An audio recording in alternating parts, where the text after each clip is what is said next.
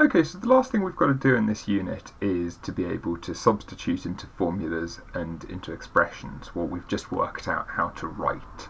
So when we're asked to do that, there's a fairly simple way to go about doing it, which is to firstly rewrite the expression, making sure that you've replaced all of the letters with numbers. We need to make sure that once we've done that we use the order of operations that we discussed in chapter 1, so making sure that any brackets and powers are done first before you do any division, multiplication, addition or subtraction.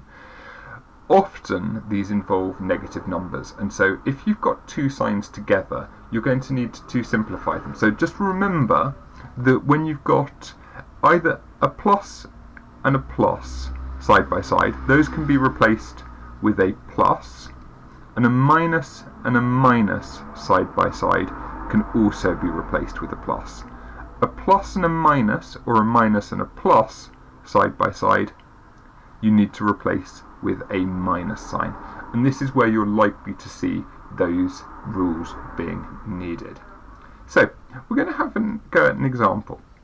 Normally what it'll tell you to do is evaluate, and if it says either evaluate or substitute, it's asking you to give your answer as a number. I shouldn't see any algebra in your final answer. There should be no letters, because we're replacing all of those letters with numbers.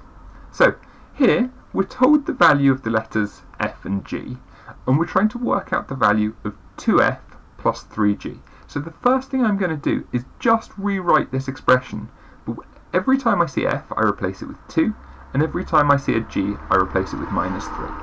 So here I've got 2F, so F was 2, so 2 and a 2, and remember here you've got a hidden multiplication sign between those. That means 2 times 2, plus I've got my 3 times, again, by G, negative 3. Okay, so I don't have any brackets, I don't have any indices, I've only got multiplication, addition, subtraction. So I've got 2 times 2 here, so I'm going to multiply those two together, which gives me 4. And I've got a positive 3 times by a negative 3. So a positive times by a negative is going to give me a negative, so it's 4, take away 3 times 3, which is 9. 4 take away 9, start with 4, go down by 9, is going to give me an answer of negative 5. Okay, my next one, G squared. So G squared, replace my G with the number, is minus 3 squared. Remember, squared means times itself, so it's minus 3 times by minus 3.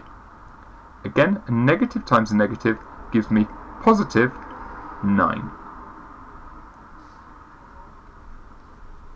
My last one. This is about as complicated as it gets on a foundation paper. So I've got 3 times F squared. F was 2, so 3 times 2 squared. Take away 2 times G, which was negative 3. Okay, so using BIDMAS, I don't have any brackets, but I do have indices. So I'm going to start with my indices. Remember, I need to do that. Indices first, and this is a really common mistake. I'm doing my 2 squared, not my 3 times 2 first. My 2 squared. 2 squared, 2 times 2 is 4. So I've got 3 times 4. Take away 2 times minus 3. Okay, I'm going to do my multiplications now. 3 times 4 is 12. I've got a negative 2 times by a negative 3. A negative times a negative gives me a positive. 12 plus 6 gives me my final answer of 18.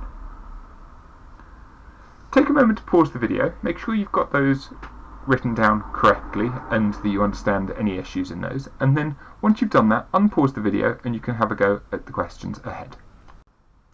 Okay, so here are 12 questions for you. Up to question 9, they're fairly standard difficulty. Questions 10, 11 and 12 are more advanced questions.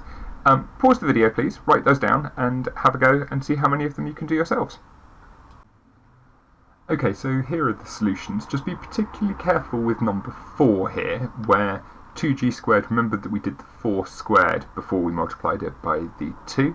For number 5, be careful with those squaring negative numbers. Remember that when we square negative numbers, we get a positive. For question 7, you start to see those signs side by side. We've got 4 take away negative 2, which we replaced with a plus. Sorry, that should have been not 8, that should have been 6, my apologies. And then once we start getting to question 12, it gets a lot more complicated. We've got negative 1 squared divided by negative 1. Negative 1 squared gives me positive 1. 1 divided by 1 will give me 1, but it's a positive divided by a negative, which gave me a negative answer of negative 1. Okay, give yourself a mark, please, out of 12. If you need any more assistance on those, there's a lot of Hegarty clips of increasing difficulty from clip number 780 to 785. Well done.